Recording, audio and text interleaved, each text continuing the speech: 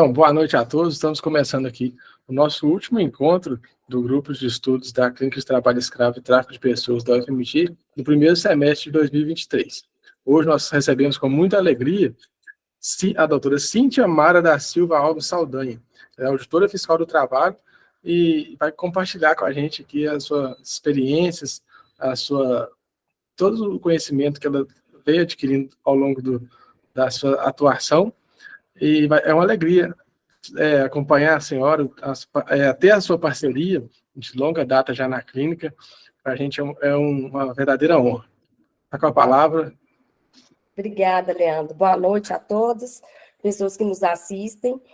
Para mim é uma honra estar aqui junto com vocês na Clínica de Combate ao Trabalho Escravo para pessoas da UFMG, a clínica que é uma super parceira da Inspeção do Trabalho, e na figura da professora Lívia e do professor Haddad, eu deixo aqui todo o meu apreço pelo trabalho que eles desenvolvem frente a uma política pública, né, que está envolvida não só nós, autoridades públicas, mas toda a sociedade civil, para tentar mesmo erradicar essa mazela que ainda está bem visível na nossa sociedade.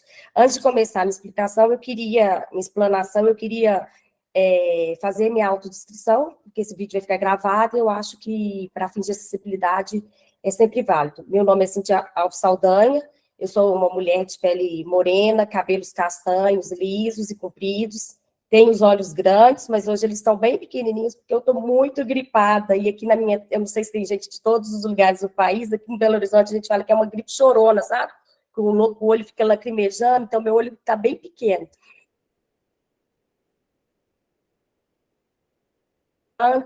Com alguns livros, uma plaquinha escrito Mais Amor, que eu acho que é isso que a gente tem que pregar nesse país, nesse mundo, a gente está precisando de mais amor. E eu estou falando do escritório da minha casa. Pode ser que entre alguma criança que, de vez em quando, a gente afasta. Eu vou pedir de antemão desculpa se eu espirrar, se eu tossir, mas é porque, de fato, hoje eu não estou tão bem, tá? E vamos lá. Antes de falar do trabalho escravo, eu queria me apresentar. Eu sou auditora fiscal do último concurso, de 2013. Eu estou lotada na Superintendência Regional do Trabalho e Emprego aqui em Belo Horizonte. Estou à frente...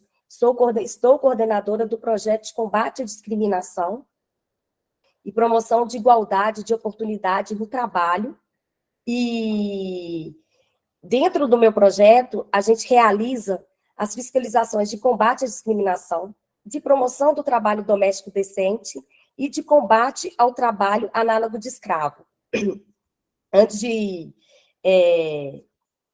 eu queria explicar para vocês assim, que fazer a fiscalização do trabalho doméstico é algo muito inovador dentro da inspeção do trabalho, porque antes o trabalho doméstico ele não era fiscalizado justamente por ser uma atividade realizada dentro dos lares, né? A gente não tinha muito acesso e a gente sabia que lá dentro aconteciam várias violações de direitos, até que essa política começou a incomodar não só a sociedade, como nós próprios auditores fiscais, e foi criada dentro do Ministério do Trabalho uma coordenação especial para tratar do tema trabalho doméstico. E aí nós começamos também a realizar as fiscalizações de combate ao trabalho análogo de escravo.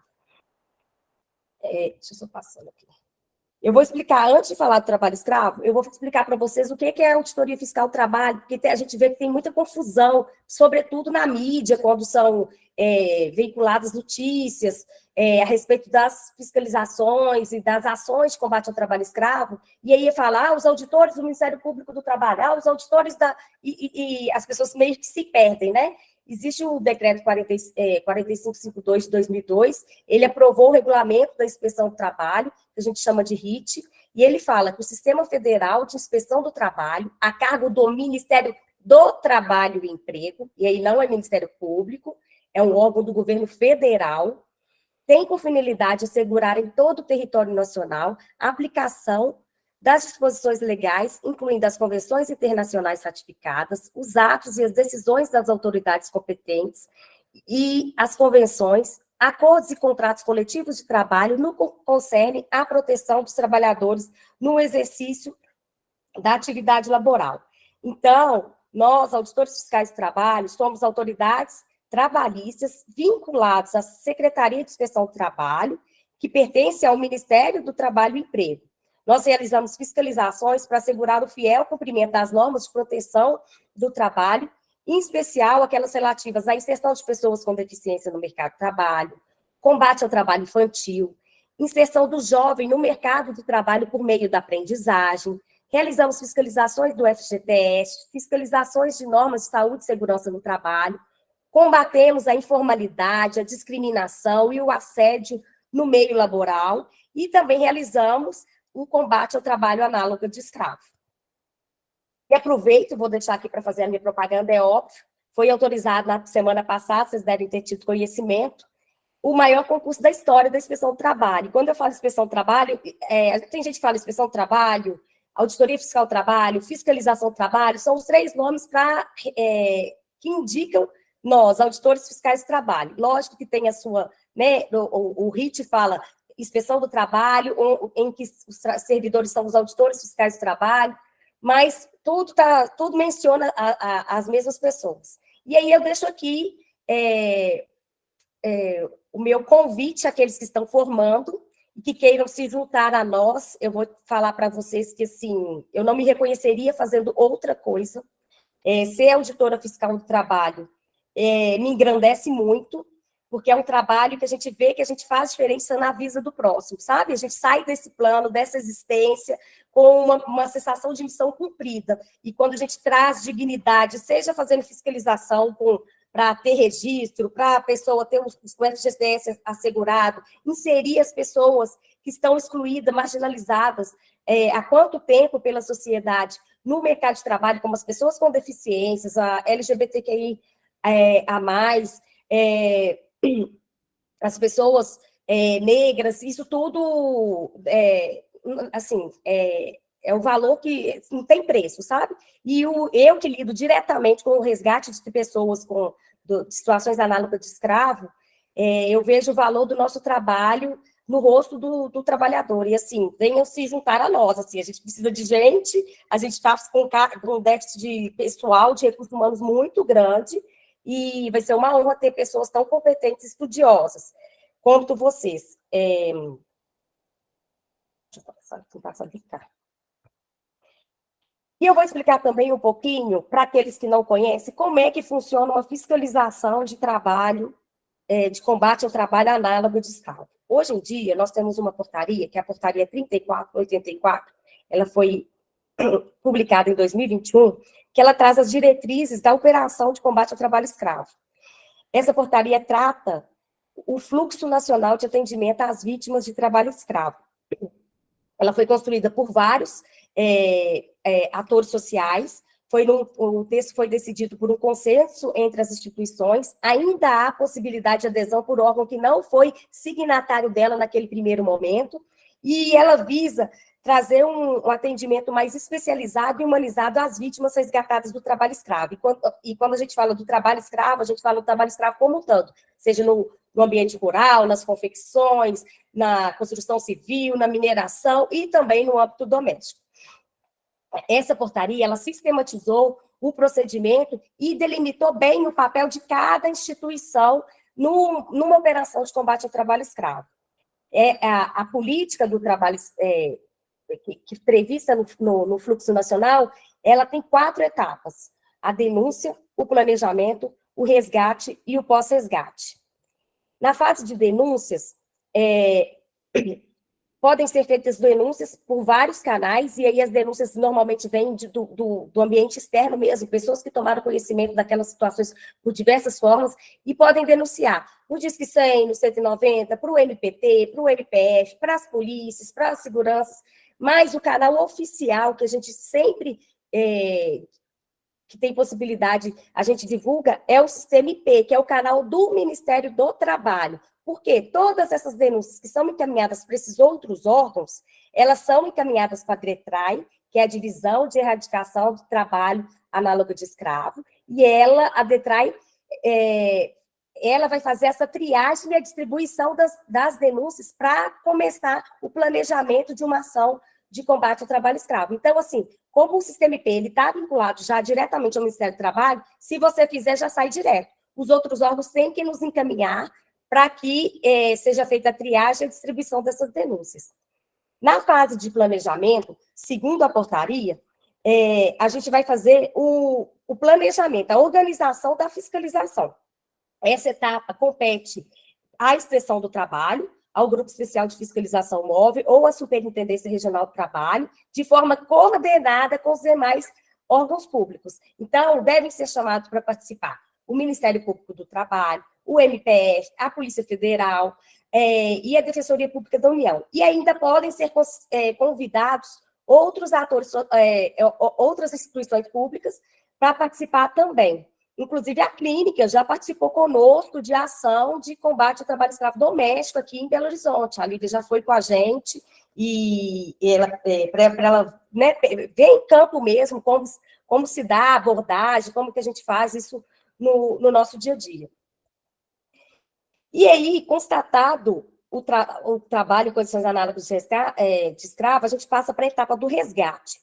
O resgate, o que ele consiste? Na obtenção de mais provas, de providências preliminares e atendimentos iniciais às vítimas. Nesse momento, serão adotadas algumas providências emergenciais, como a gente vai providenciar abrigamento emergencial, transporte, emissão de guia de seguro-desemprego, emissão de CAT, que é a comunicação de acidente do trabalho, nas situações em que são cabíveis, encaminhamento para atendimento médico emergencial de saúde. Isso tem acontecido com muita frequência nas ações que eu tenho coordenado com o trabalho escravo doméstico, e providência também para emissão de documentação civil e para eventual propositura de ação judicial. Tem casos também que os trabalhadores estão indocumentados, então a gente entra em contato com o órgão competente para emissão dessa documentação, normalmente providenciado pela própria DPU. E a fase do pós-resgate, que hoje, no trabalho escravo doméstico, é o nosso maior desafio, porque a gente tenta, o tempo inteiro, promover e fomentar e implementar aquilo que a portaria do Fluxo Nacional diz que é trazer, de fato, um tratamento especializado e humanizado para as vítimas resgatadas.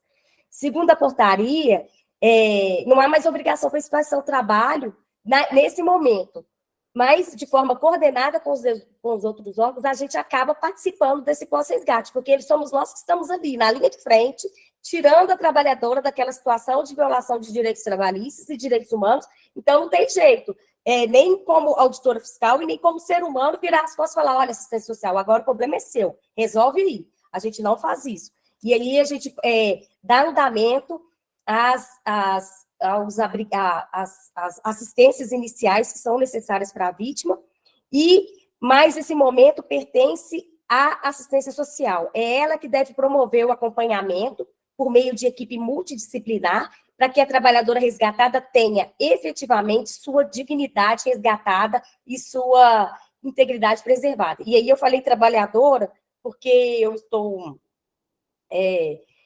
como eu trabalho mesmo diretamente com o trabalho análogo escravo doméstico, e as trabalhadoras domésticas são mais de 97% dos casos mulheres, então a gente usa, sim, e eu vou pedir licença para usar o termo no feminino, por trabalhadoras domésticas.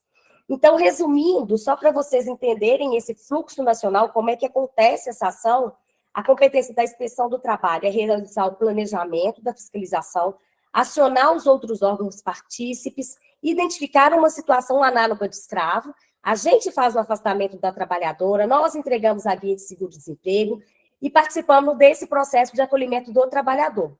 Ao final da fiscalização, a Auditoria Fiscal do Trabalho produz um relatório que vai subsidiar a atuação dos demais órgãos. Esse relatório é encaminhado para a DETRAI, que faz o encaminhamento para o Ministério Público do Trabalho, para o MPF, para a DPU, para a Polícia Federal, para todos os órgãos, para a assistência social, para todos os órgãos envolvidos. Além do relatório, nós lavramos também um auto de infração para cada irregularidade trabalhista constatada. Então, assim, uma ação não é algo que acontece rapidamente, ela tem todo um desfecho, inclusive para findar, porque os relatórios a gente colhe provas, faz oitivas de testemunhas, colhe depoimentos de empregador e empregados, então, assim, todo o procedimento é bem demorado. Segundo a portaria, compete à DPU e ao Ministério Público do Trabalho promover a judicialização das demandas não solucionadas administrativamente, quando a gente não consegue pagamento de verbas trabalhistas, rescisórios trabalhistas, eles entram com, o MPT entra com uma ação civil pública, o MPU também entra com ação em prol desse trabalhador resgatado. A clínica também tem cooperado muito e é uma super parceira da fiscalização do trabalho nesse sentido de nos ajudar na judicialização das demandas. O Ministério Público do Trabalho também pode, no curso da ação da fiscalização, poderá propor um termo de ajuste de conduta, e é o que a gente sempre almeja que aconteça, porque aí a gente consegue assegurar pagamentos de verbas e ter uma reparação civil também para o empregado, para o trabalhador vítima de trabalho análogo de escravo, e caberá ao Ministério Público Federal a persecução criminal juntamente com a Polícia Federal. Dito isso, eu vou passar para o trabalho escravo doméstico. Esse aí é a Madalena Gordiano, eu acho que todos vocês conhecem, ela foi noticiada pelo Fantástico. O caso da Madalena foi um resgate que aconteceu em Patos de Minas, em dezembro de 2020, pela equipe de combate ao trabalho escravo doméstico, o projeto de combate ao trabalho escravo aqui de Minas Gerais. E a Madalena, após a divulgação do resgate da Madalena, que sofreu uma série de restrições e violações de direitos humanos e trabalhistas, o caso da Madalena ganhou uma repercussão nacional muito grande, e essa realidade ainda presente na sociedade brasileira ficou escancarada, e o número de denúncias de trabalho escravo doméstico cresceu, assim, consideravelmente. Só para vocês terem uma ideia do aumento de número de denúncias de trabalho análogo de escravo, e também de resgates que nós realizamos no Brasil, no ano de 2019, nós tivemos número de denúncias de trabalho análogo de escravo, uma. Em 2020, 5. No Brasil todo, tá? 2021, 82, 2022, 170. Esses dados são da DETRAI, do Ministério do Trabalho. Número de trabalhadoras resgatadas. Em 2017, nós tivemos uma, 18, 2, 21 e 22, nós já tivemos 31 resgates. Este ano, aqui em Minas Gerais, nós já realizamos, eu não vou conseguir precisar se foi 6 ou 7 ações, nós estamos falando em junho ainda, com 2 resgates de trabalhadores domésticos em condições análogas de escravo. E esse retrato nos mostrou que a gente precisava, deixa eu só voltar aqui um pouquinho, que a gente precisava mesmo, a Inspeção do Trabalho precisava implementar a fiscalização do trabalho doméstico. A gente não precisava chegar, não só as Madalenas, mas as Marias, as Ritas, as Luzias, tantas outras mulheres que foram por anos invisibilizadas aos olhos da sociedade e do Estado brasileiro. E quando eu falo do Estado brasileiro, eu costumo dizer que o Estado precisa mesmo direcionar o olhar para essas trabalhadoras, porque elas sempre foram invisíveis. E isso é um cenário, uma herança que nós carregamos mesmo do nosso passado colonial. O passado escravocrata do Brasil persiste até hoje na mentalidade da sociedade brasileira. Até hoje, para muitos, o serviço doméstico não se refere a uma atividade laboral, mas a atividade de alguém que pertence a alguém. Ainda está no imaginário da sociedade brasileira que a trabalhadora doméstica é um objeto de posse da família. Historicamente, no Brasil, o trabalho doméstico ele é marcado por desigualdades de gênero, raça e classe. No período colonial, a mulher negra era responsável pelos serviços domésticos, atividades compreendidas como de natureza feminina. Essas mulheres, elas se dedicavam a fazer serviços domésticos, servindo as sinhazinhas e os senhores de engenho. Elas eram as amas de leite, as arrumadeiras, as cozinheiras, as próprias mucamas, né? E é tão impressionante isso que até hoje, quando chega denúncias, e assim, no formulário, salvo engano, do Disque 100, vem falando assim, profissão.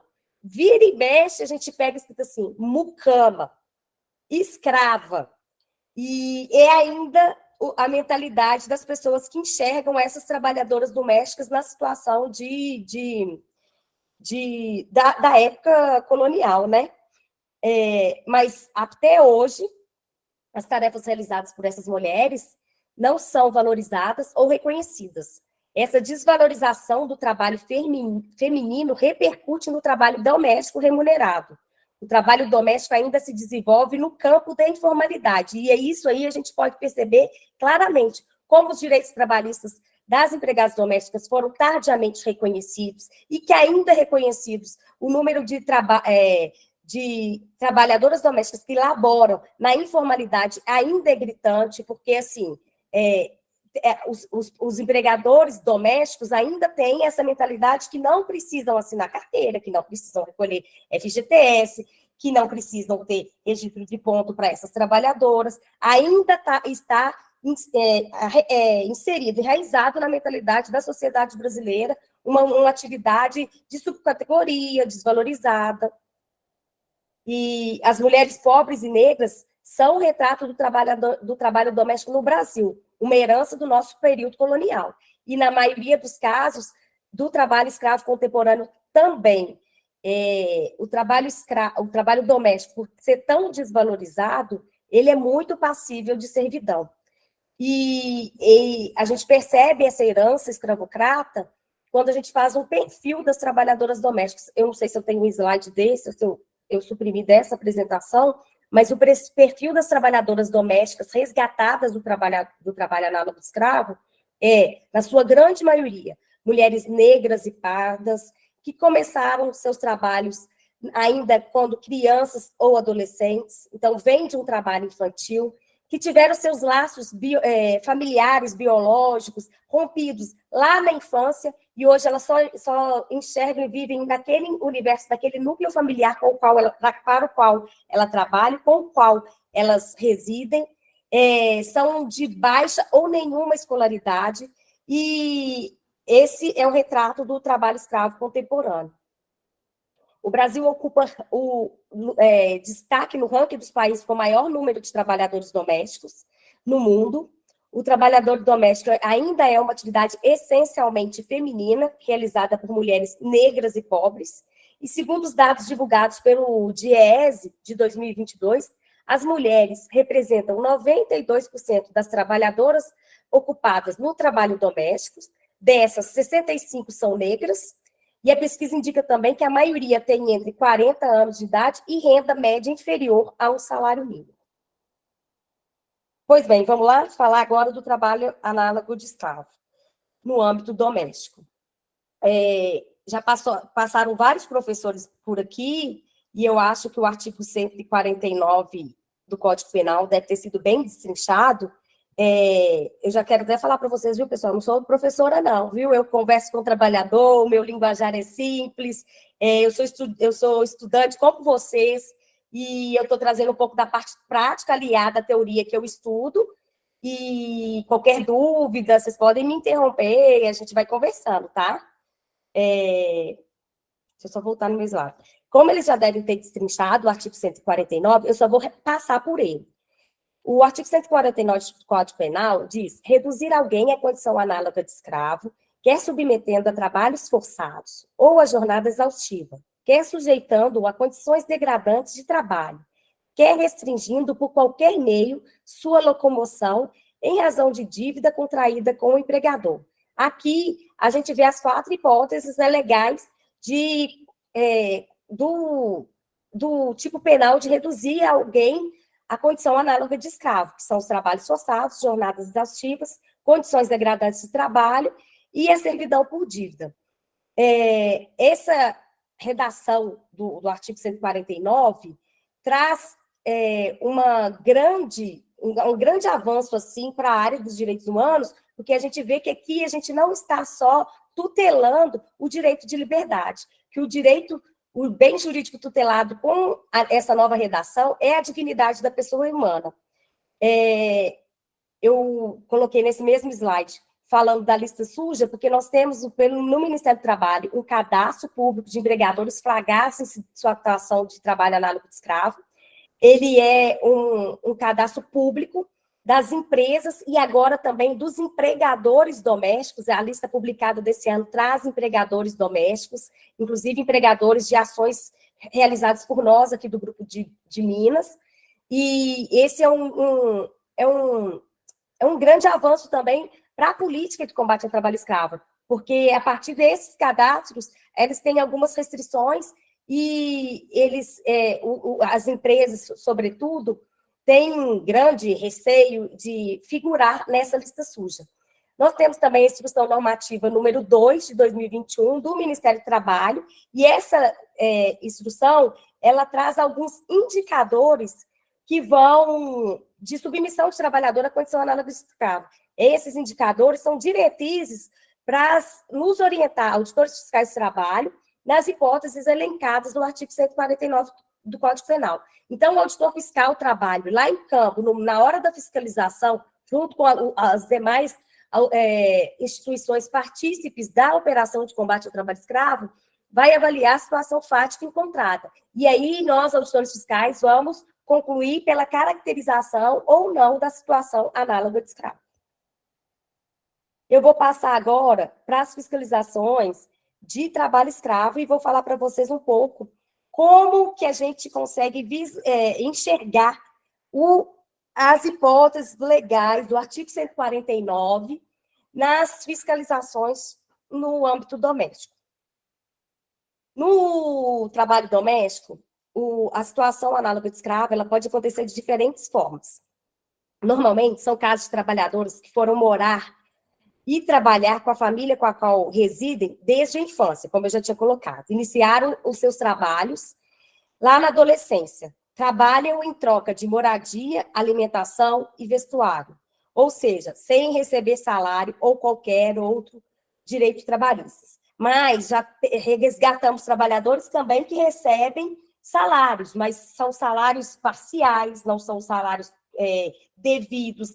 Há retenção de parte do salário e também de benefício de prestação continuada que recebem. As situações são analisadas caso a caso. A ausência de salário coloca essas trabalhadoras numa situação de submissão total em relação ao empregador, sem possibilidade de conseguir romper, desligar daquele contrato.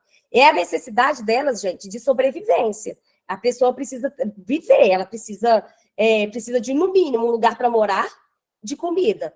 E aí, ela acaba se inserindo nesse rol, nesse núcleo, né, nesse ciclo de exploração dentro das famílias. A ausência de salário, dessas condições e essa necessidade de sobrevivência, a precisão, né, por si só, coloca essas trabalhadoras numa situação de trabalho forçado. Normalmente, elas também estão expostas a condições degradantes de moradia, seja condições de higiene, de conforto e de privacidade. Essa modalidade é mais difícil, às vezes, da gente conseguir perceber no âmbito doméstico, porque como ela está dentro da casa, normalmente a estrutura é a mesma para todo mundo da família. Mas nós já pegamos vários casos assim, residências muito grandes, o menor quartinho, o sem ventilação, o com o banheiro caindo, o que é usado para guardar entulhos da família, é o quartinho da empregada. Empregada que a casa está toda aqui, montada e tal, o quartinho dela é lá fora, ela não tem banheiro e precisa, às vezes, fazer urinar e fazer suas necessidades fisiológicas no meio do galinheiro, porque não tinha banheiro disponível para ela. E essas são situações que nós presenciamos mesmo aqui em Minas. Nós já pegamos também casos de trabalhadoras domésticas, de uma trabalhadora doméstica que dormiu por anos no sofá. E ela, na casa, havia cama disponível se a família quisesse ofertar para ela a possibilidade de dormir. E ela dormiu por mais de 30 anos no sofá. Nessa fiscalização, nós pedimos para ela deitar. Eu falei, deita para a gente só ver como você deita. Ela deitou de lado, nós tiramos uma foto, filmamos, e nós percebemos assim, eu falei, mas não cabe suas pernas. Ah, mas eu já acostumei. E no meio da sala, então era a primeira a acordar, a última a dormir, sem nenhuma privacidade, nenhum conforto. Então, essas condições degradantes diferem um pouco daquelas condições degradantes que a gente está acostumado a encontrar nas outras atividades, nas atividades econômicas, né? Na casa não é uma atividade econômica, mas a gente consegue perceber algumas situações de degradantes. E a própria condição a que a trabalhadora é submetida já coloca também numa situação de degradância. Trabalhadoras que não têm atendimento médico, odontológico, por anos, que estão doentes. Então, essas questões também se enquadram nas questões de condições degradantes. Nós já também constatamos algumas situações de privação de liberdade. Numa determinada ação fiscal, inclusive, assim, foi bastante hostil, diga-se de passagem, os empregadores, a empregadora, no caso, foi bastante rude, ríspida, com toda a equipe fiscal. Acho que foi nessa que até que Lívia estava. Eu acho que foi nessa que Lívia estava. A empregadora tinha acolhido essa trabalhadora, tinha pegado essa menina para trabalhar, ela chegou na casa para fins de serviço doméstico ainda quando criança. E ela falou, mas ela é minha filha. Era uma família toda branca, a empregada era negra, e ela tinha tido filhos, e ela não deixava a empregada sair. Ela falava que ela era como filha, mas ela não deixava a empregada sair. E os filhos tinham total acesso para ir às festas, quando adolescentes, para sair, e a gente perguntou, por que você restringe tanto a liberdade dela? Por que ela não pode sair? E ela falou assim, não deixa ela sair mesmo, não. Depois que ela pegou menstruação, para encher minha casa de negrinhos, eu não deixo, não. E essa vivia numa situação de restrição de liberdade também. Então, assim, são situações que a gente consegue constatar nas situações que nós nos deparamos. Já também tivemos com trabalhadoras que sofreram agressões físicas, verbais, sexuais. E o que a gente percebe é que, normalmente, esses abusos estão todos relacionados a essa vulnerabilidade econômica que vai perdurando, né? Porque, como elas não têm salário, como é que ela consegue se sair daquele, né, romper aquele vínculo que queria com a família, e elas acabam criando também um vínculo emocional. E, para falar desse vínculo emocional, é o que mais pesa, porque é o nosso maior trabalho, que é fazer essa ruptura desses laços afetivos durante uma ação de fiscalização. As famílias utilizam muito o como se fosse da família, né? Esse tem sido um termo muito usado para justificar uma prática delituosa enraizada nessa cultura escravocrata.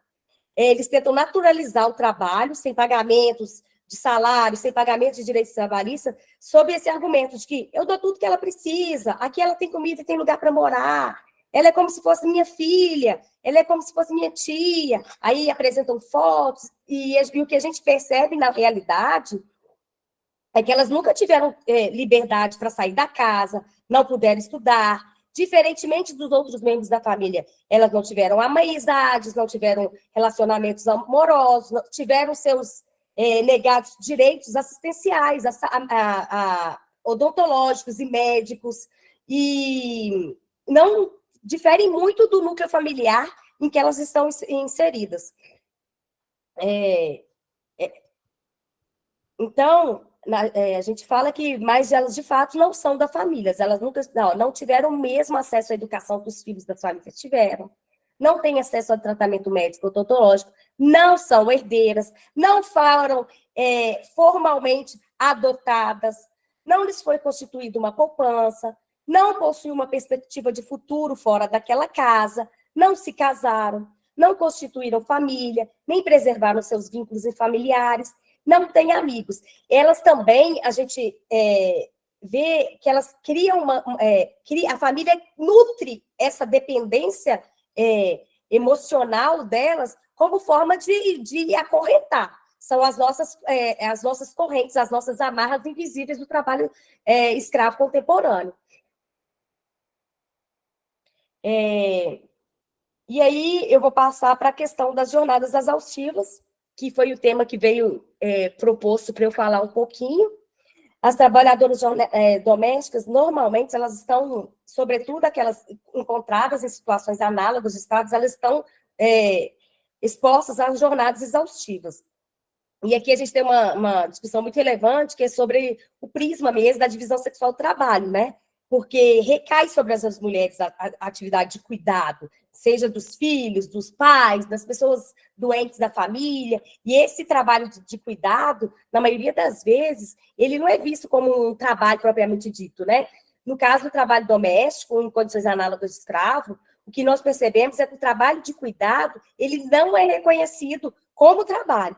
E aí, nós sempre nos deparamos com trabalhadoras que estão quase que 100% do horário, do tempo disponível à disposição do empregador, aguardando ordens, aguardando algum comando, elas estão sempre de prontidão. Então, é bem comum a gente chegar nas casas e quando a gente vai conversar com essas trabalhadoras, que hora que você dorme? Eu durmo depois que a dona dorme. E que hora que ela dorme? Depende, porque tem dia, né, que a família vem para cá, e aí eu tenho que ficar acordada, porque aí um pede um ovo, o outro pede um bife, o outro pede um bolo, e eu tenho que ficar fazendo tudo, eu tenho que ficar esperando. Então, eles sempre estão à disposição do empregador. Já fiscalizamos casos em que o quarto da trabalhadora é colocado de frente para o quarto de uma empregadora que já é idosa. Porque se ela precisar de noite, ela não tem condição, ela vai demandar empregada, é o nome dela que ela grita, pega água, me ajuda a ir ao banheiro. Então, assim, como se esse estar à disposição, estar de prontidão não fosse trabalho. É, mais uma vez, a desvalorização do trabalho doméstico. E aí, nós encontramos também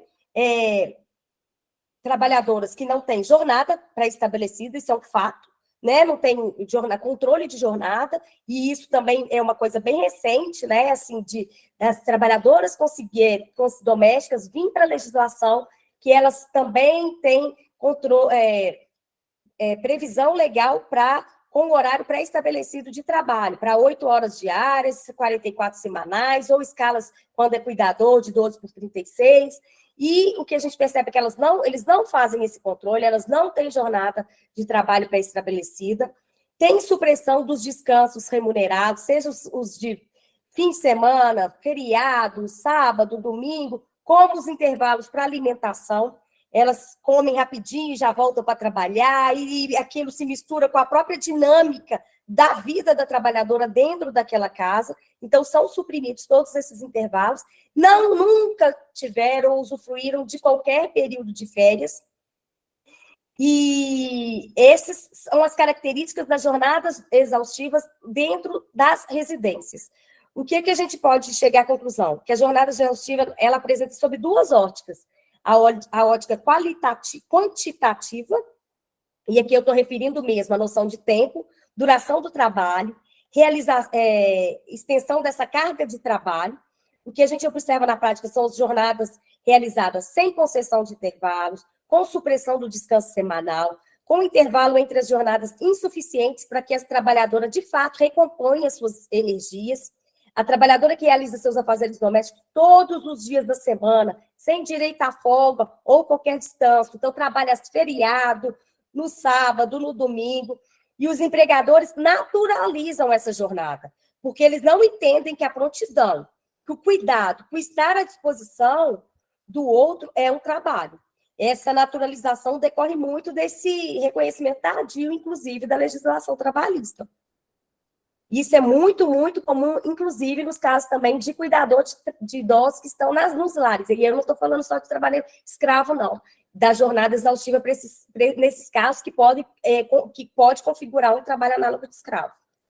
E na questão qualitativa, a jornada exaustiva relaciona-se à intensidade e à exaustão desse trabalho, porque elas não têm descanso, gente. E aí, a intensidade, o ritmo das atividades realizadas, o acúmulo dessas atividades e a exaustão do trabalho, esse trabalho desgastante, árduo, acaba adoecendo e incapacitando muitas trabalhadoras. Então, a jornada exaustiva, ela não só foi inserida e devidamente inserida no artigo 149, porque estão passando, inclusive tem um posicionamento nesse sentido, ele só fez um pouquinho de hora extra. Não é um pouquinho de hora extra que a gente está olhando aqui.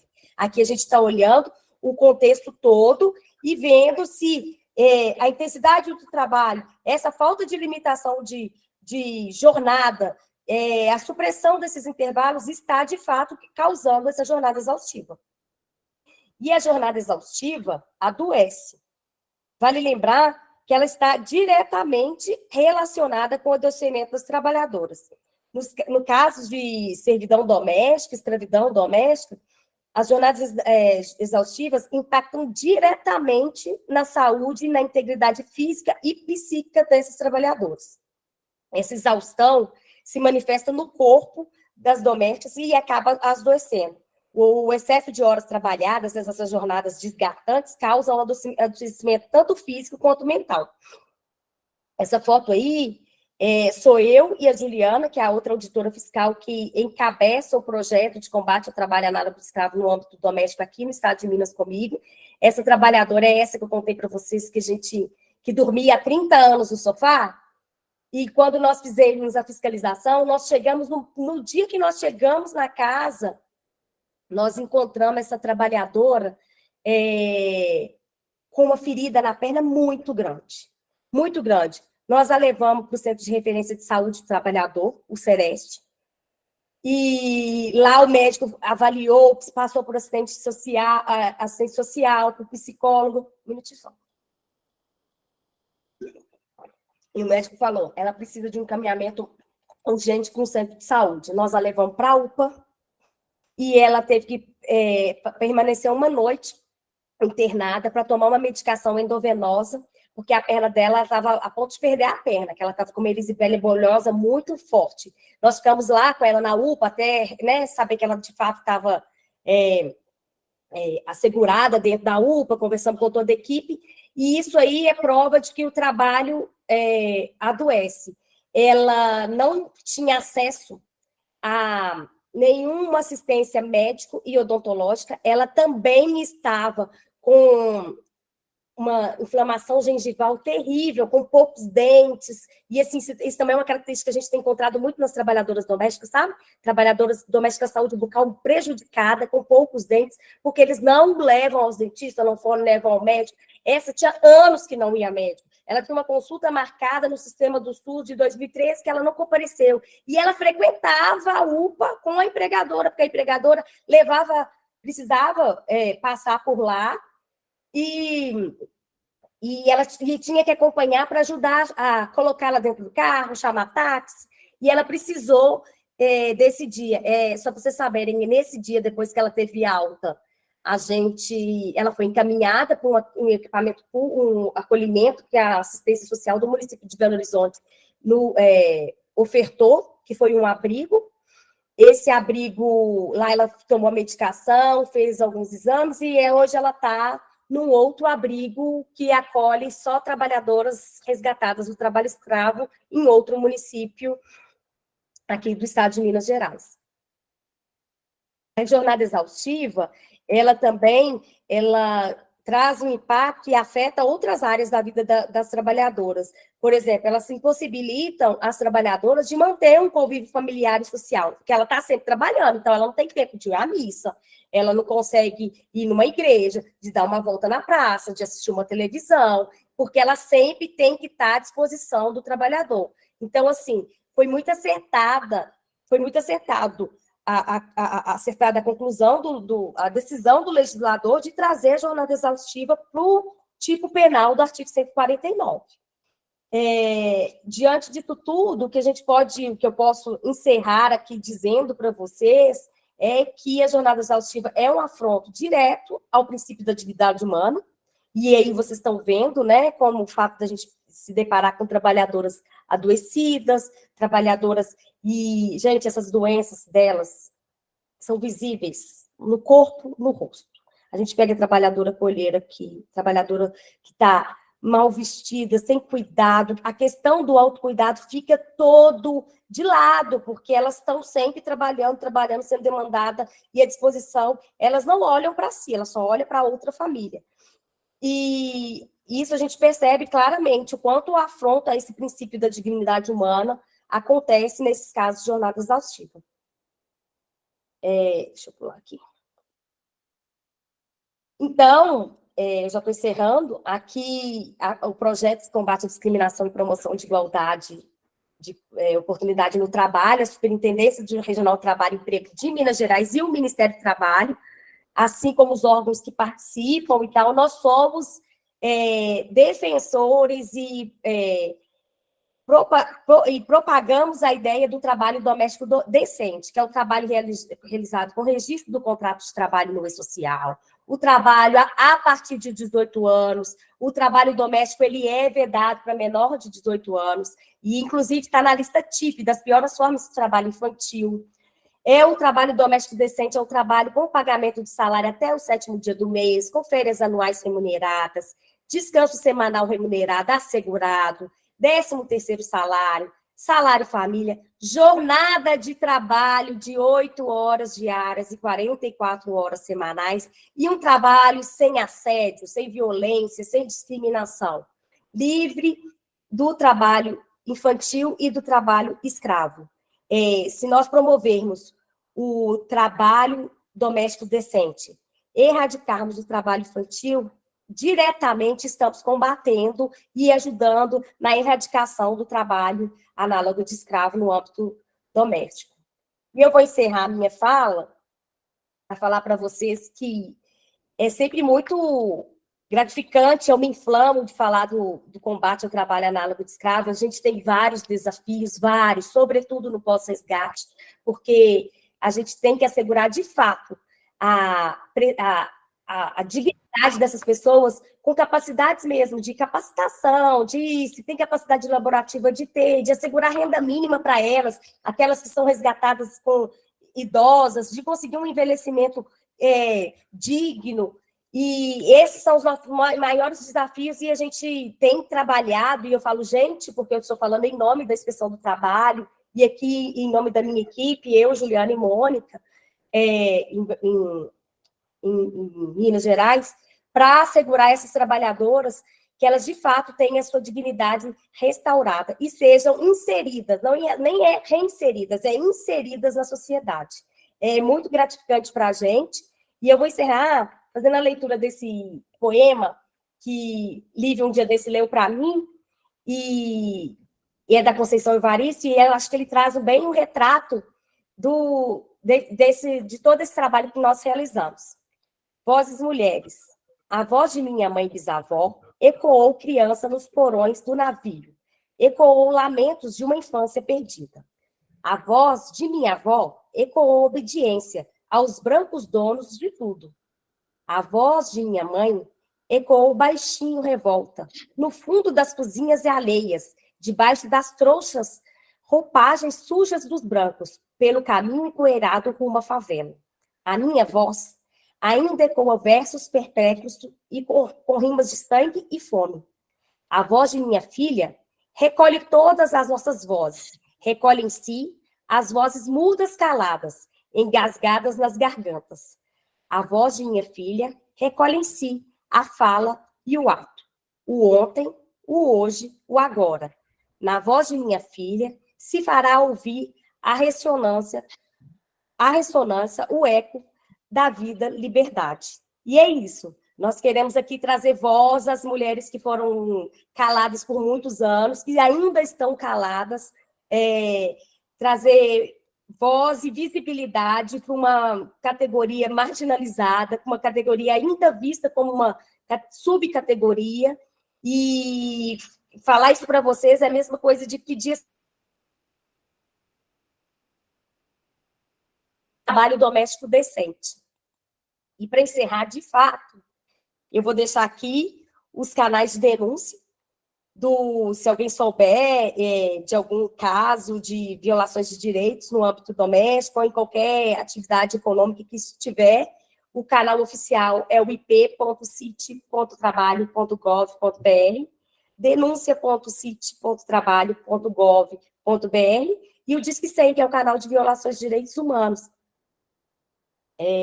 Eu agradeço, pessoal, a oportunidade de compartilhar mais uma vez com vocês um pouquinho do meu trabalho. Como eu disse para vocês, eu não sou professora, eu sou auditora fiscal do trabalho com muito orgulho. Eu tenho muito orgulho do que a gente tem conseguido, essa página nova da história que a gente tem conseguido escrever. Eu acho que é uma construção de uma virada de chave cultural, sabe? A gente precisa evoluir como cidadã, como civilização, desconstruir essa naturalização desse trabalho, esse trabalho em troca de moradia, alimentação e vestuário.